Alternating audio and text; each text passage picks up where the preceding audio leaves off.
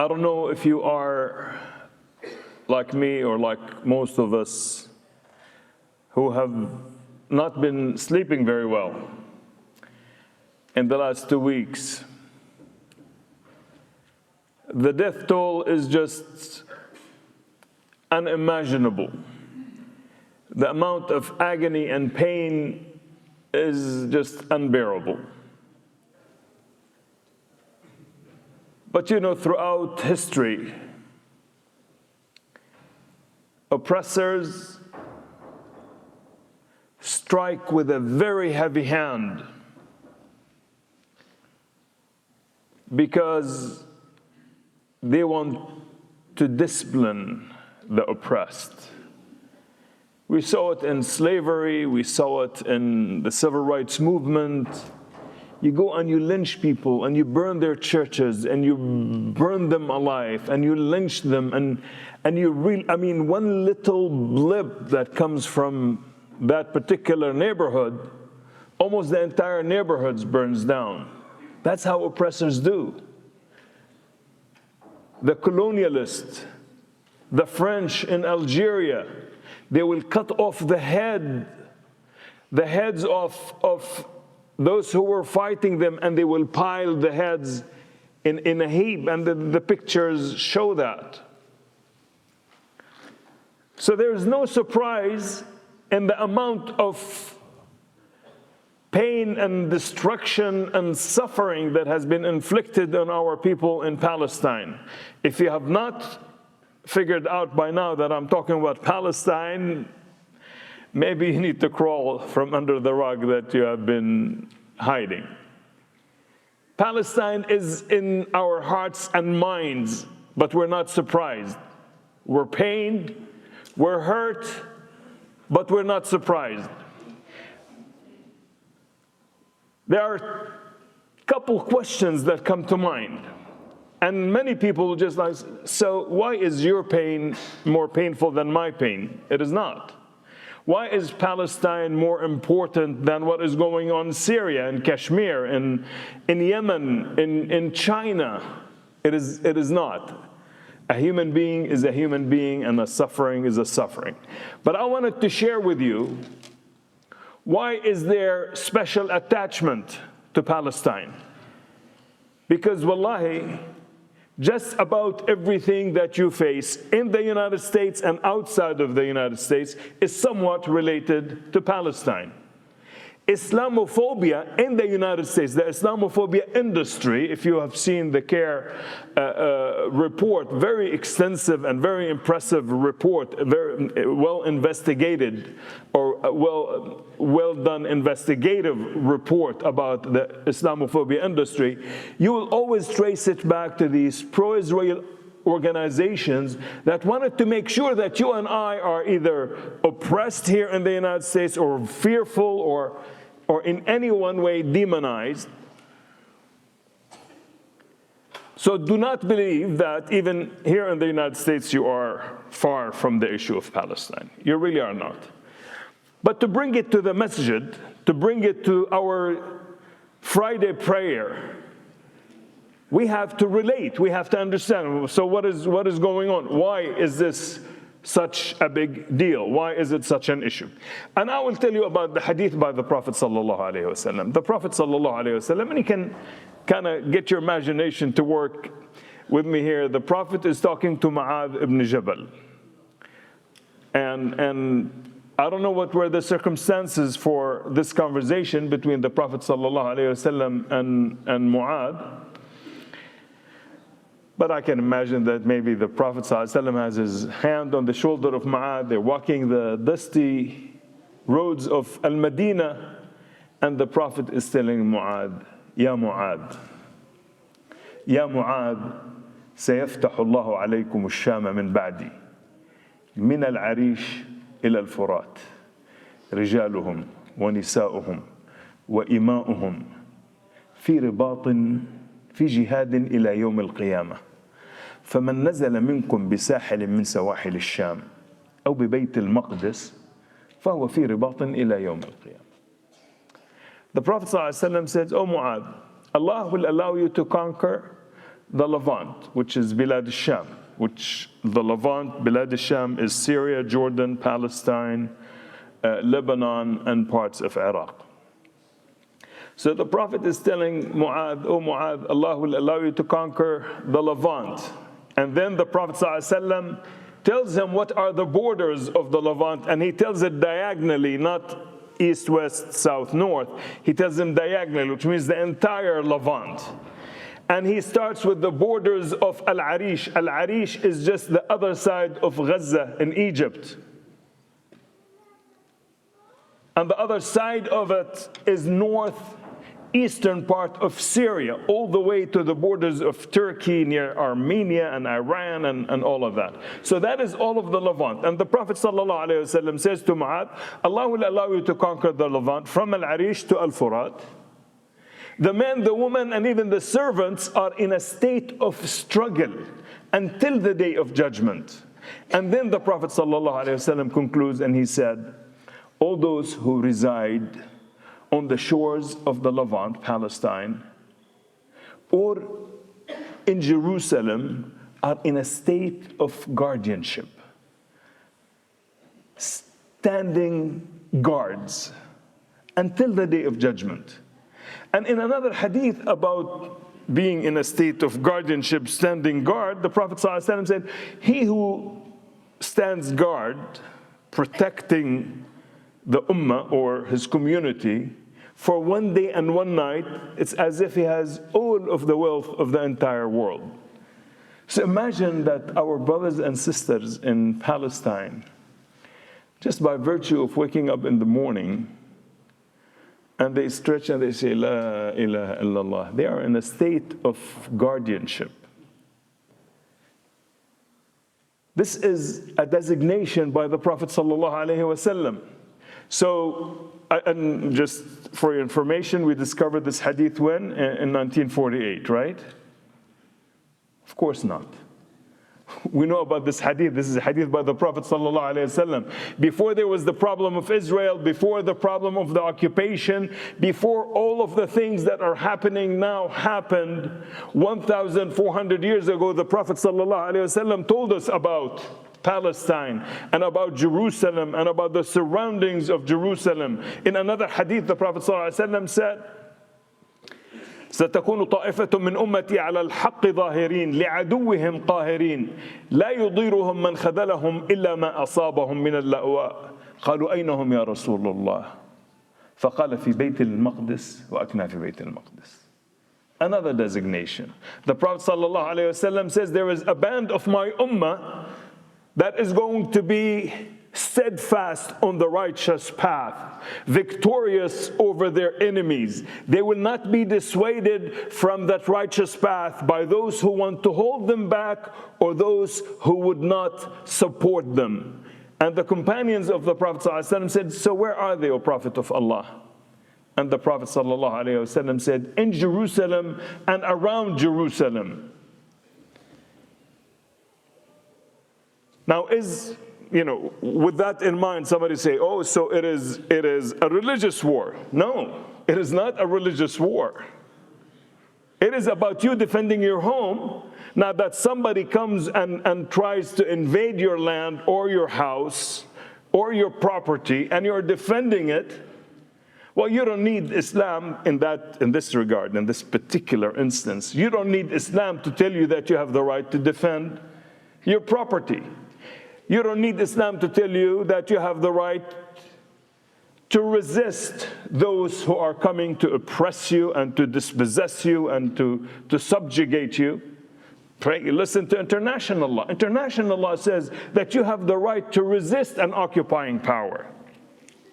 And you have the right to use violence against that occupying power. Not all of it has to be peaceful. If you can do it peacefully, fine. If you can't, then you do whatever it takes. This is not according to me or according to our faith. This is according to the international law that they put together. And we're just applying it.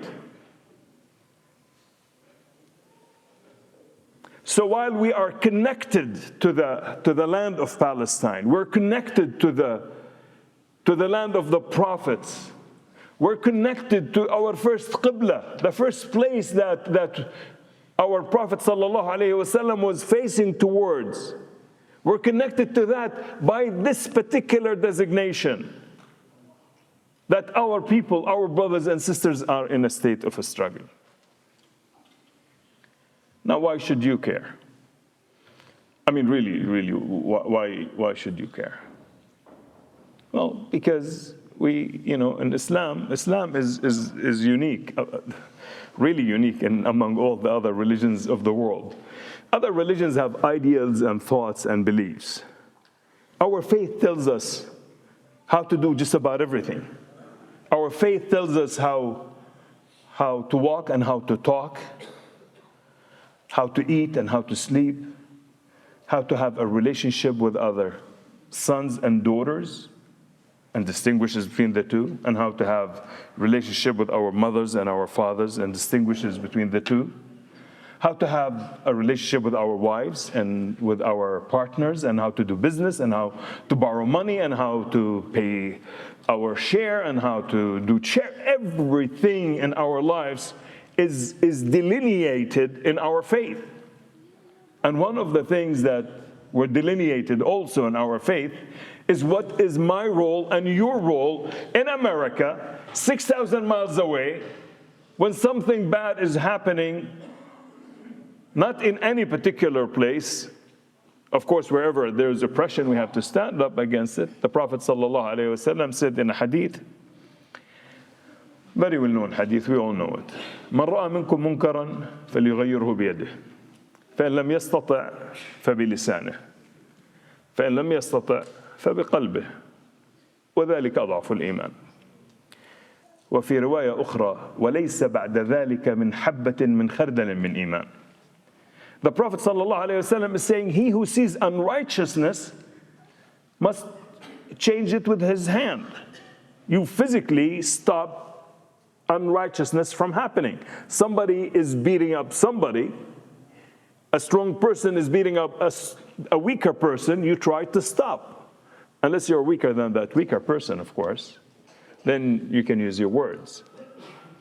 Your words can be spoken, can be written, can be tweeted, can be posted, however you want to do it. And if you can't say something, you can't do something physically, and you can't say something verbally, and the Prophet ﷺ said, at least be bothered in your heart. And that is the weakest of faith, that you just see it. And so the Prophet ﷺ give us no excuse. You can't be callous. We can't be callous about things, bad things that are happening around us and to people that we care about.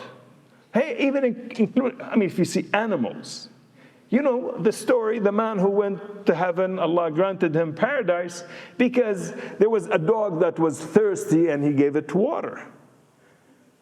So you always have a role, the least of which is that you be bothered in your heart. Because the Prophet ﷺ said, and that is, you change it physically with your hand, if not verbally, and if not, be bothered in your heart. And that is the weakest of faith. And in another narration of the hadith, the Prophet ﷺ is reported to have said, and there is not beyond that, not even a mustard seed's worth of faith. I seek refuge in Allah. أعوذ بالله أن نكون منهم. قولوا آمين. نعوذ بالله أن نكون من الذين لا تهتز قلوبهم ولا ضمائرهم. I seek refuge in Allah from being among those who are not even bothered.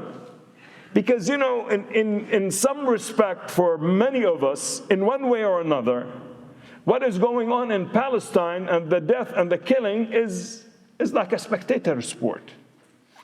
So we watch it, and, I used to cheer for the Chicago Bulls. And when my team wins, I'm just thrilled and excited. And when my team loses, I'm just down. But when the game is over and when it's no longer on TV, I go about my life doing everything else. I don't obsess over it. Well, our issues are not a spectator sport. It is not something. You are an active participant. You are an active participant because you pay 22% of your income to the federal government. You are invested in the killing of our brothers and sisters. This is not a guilty trip, by the way. I'm not giving you a guilty trip. You are invested whether you like it or not. And when somebody is using my money for the wrong, I'm going to do something about it. If I give my child $20 and he goes and he buys drugs with it, I say, well, I gave it to you, you do whatever you want. No. I say stop, or I'm not going to give you money. I don't advocate that you don't pay taxes, of course not. But then you go to your elected representative. Who spends our money? Who spends money in the United States of America? By the way, it's not the president. If you think it is the president, he does. Yesterday he said he was going to send $100 billion. It is not the president who spends the money. It is Congress. And how well connected are you to your congressperson? You're very connected because you're very close. And they are, at least Thursday, Friday, and Saturday sometimes, they are in the district. They come from Washington, D.C. As a person who have worked in Washington, D.C. for many years, I know that members of Congress, Thursday, they go to their district. So you find out wherever they are and say, what do you stand? I mean, there are 2,000 children who have been killed. You know, as of the 16th of October, a couple days ago, I did little calculation, and I found that as of the 16th of October, as of Wednesday, I think it was, the number of kids, the number of children who were killed in Palestine is equivalent as if in the United States, every single day for the last 10 days, 9,000 children are killed every single day. 1 in 1,000 child were killed, actually, as of Wednesday. We know that the number has increased significantly. Are you going to be asked about your role and about what you have done? Because the largest military aid any one country gives to any other country in the world is given from your tax dollar and mine to Israel. And that's put a burden on your shoulder and on mine. أقول قولي هذا وأستغفر الله العظيم لكم. الحمد لله نحمده ونستعينه ونستغفره ونستهديه ونستنصره ونعوذ بالله من شرور أنفسنا ومن سيئات أعمالنا ونصلي ونسلم على سيدنا وحبيبنا وقدوتنا محمد. اللهم صل وسلم وبارك على سيدنا محمد في الأولين والآخرين. Brothers and sisters, please do not be complacent. And many of us would say, well, I don't really, it's just, I don't know if I want to participate in that protest or in that rally. I don't know if I wanted to speak up because it might be sensitive because they're powerful or whatever. Which is, by the way, completely false. Completely false. We held a press conference the Wednesday before last, and we said the president was wrong talking about beheaded babies. Killing babies is one thing. Awful and criminal and just horrendous, killing babies. But cutting off the heads of babies, that is going to a different level of evil that is beyond my comprehension. So we called the president and we said, this is wrong. This is wrong. There were no beheaded babies. I don't care. I know my people. This would not have happened in Palestine. No beheaded babies. And I was confident, and we held the press conference with a bunch of imams and community activists, and within that day, the following day, the president retracted. I don't claim that it is because of our press conference, but I think there were many people who were calling, saying, is this true? Is this? And it turned out to be false. So your what you do can make a difference, can make a big difference. And if your thoughts then maybe I shouldn't, I would refer you to the ayah in the Quran. أم حسبتم بعد أعوذ بالله من الشيطان الرجيم أم حسبتم أن تدخلوا الجنة ولما يأتكم مثل الذين خلوا من قبلكم مستهم البأساء والضراء وزلزلوا حتى يقول الرسول والذين آمنوا معه متى نصر الله ألا إن نصر الله قريب. Allah subhanahu wa ta'ala said in the Quran, and do you think that you will attain entry into paradise without being tested like those before you? When the Prophet and his companions had the earth shaking under their feet, that the Prophet and his companions would pray to Allah, "Oh Allah, when is victory?" And the answer comes from Allah subhanahu wa ta'ala, victory is near. So don't think, if that is the test of the Prophet sallallahu alaihi wasallam, and you and I are going to shy away from a little test that to challenge the status quo here. Another ayah, and I'll end with that. We all have read the book by Stephen Covey about the 7 habits, and he says, start with the end in mind. Start with the end in mind. Imagine, in the first chapter, imagine that you go to a wake and you find a casket, there's a janaza, and you go in there and you find that it was you who is in the janaza is yours. You are the dead person. So he says, start with the end in mind. Allah in the Quran, وَلِلَّهِ الْمَثَلِ الْأَعْلَى. Allah in the Quran says, in one ayah, beautiful ayah, starting with the end in mind, كُلُّ نَفْسٍ ذَائِقَةُ الْمَوْتِ. And then what happens? Everything before that, وَنَبْلُوكُمْ بِالشَّرِّ وَالْخَيْرِ فِتْنَةً وَإِلَيْنَا تُرْجَعُونَ. Every soul shall taste death, and we test you with adversity and prosperity, then to us you shall return. Allah will test us. The entire life is a test of either adversity or a test of prosperity. Our brothers in Palestine are in a test of adversity. You and I here in America are in a test of prosperity. We're both in a test. It looks like they're passing their test. Are you passing yours? Are you passing your test, your trial of prosperity? That is the challenge. There's so much to talk about tonight. Inshallah, we're going to have a lecture here in the masjid. We have our brothers from Baytul Mal. They are collecting donations for our brothers and sisters in Palestine. Pass your test of prosperity and donate generously, because they're going to need it. And that is the least that we can do for our brothers and sisters in Palestine. اللهم اجبر كسرهم اللهم اجبر كسرهم اللهم ارحم شهيدهم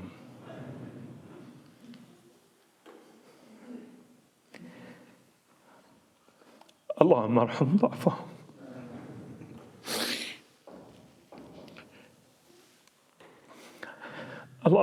اللهم كن مع أطفالهم يا رب العالمين.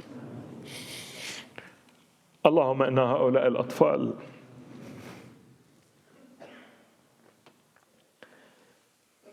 في حال لا يرضيك.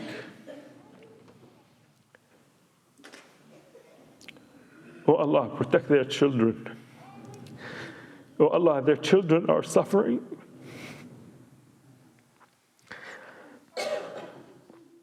اللهم اهدنا فيمن هديت وعافنا فيمن عافيت وتولنا فيمن توليت. اللهم واصرف عنا برحمتك شر من قضيت، إنك سبحانك تقضي بالحق ولا يقضى عليك، تباركت ربنا وتعاليت.